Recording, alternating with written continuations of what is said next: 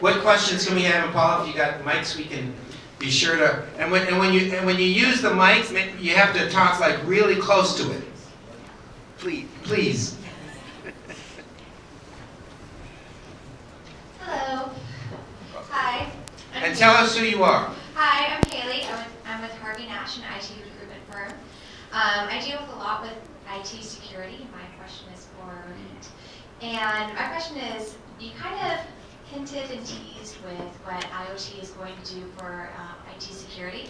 But I'm wondering if you can give us a little bit of a broader view about what we should expect to see with security and IoT. So I'll give you an example of how I did my initial recruiting in 1871.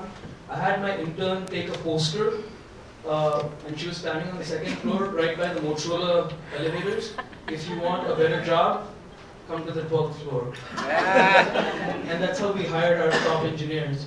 So you'd be surprised, right? The guys who are the top engineers are at Alcatel-Lucent, Nokia, Motorola. They've built firewalls, they've built networking products, and they cannot get regular jobs because it's been dominated by Web 2.0 app developers, right? So if you're in Chicago, the reason I'm in Chicago is because it's a steal for me by getting like such premium talent and get the loyalty because they're going to stick around.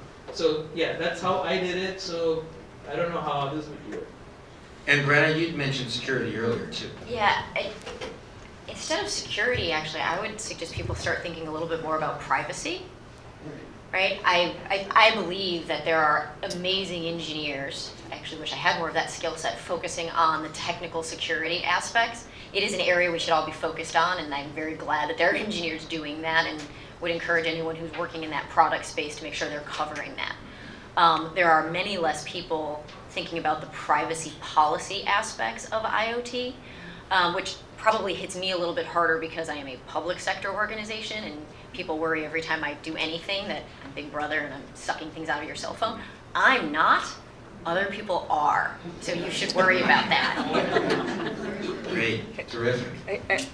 I just want to add one thing to this. If you think anything you're doing in the Internet of Things is secure, I'm sorry, you're completely wrong. There's nothing. When we created the Internet, we never thought about security. Yeah. So I've interviewed General McLaughlin, who heads up cybersecurity for this country, and he was on my radio for an hour, and he said, nothing we do is secure. So that's the problem. So you need to be looking at people who are constantly trying to be better than the nefarious bad guys who are out there. So you're always having to find people, and they're constantly having to try to be one step ahead, and the bad guys are always one step ahead. So you just have to be prepared for that. And the best you can do is try to have really good programmers and data scientists, which is the new title, who are constantly looking at it and trying to be the best you can be. And and all you have to do is constantly work at it, because there's always someone who's going to try to break into whatever solution you bring to market. Is that Terrific. podcast available? Because that's an excellent podcast that is probably one of the What's the name of that podcast? It's with General James McLaughlin, and if anybody wants it, just let me know. Give me your business card, and I'll send it to you.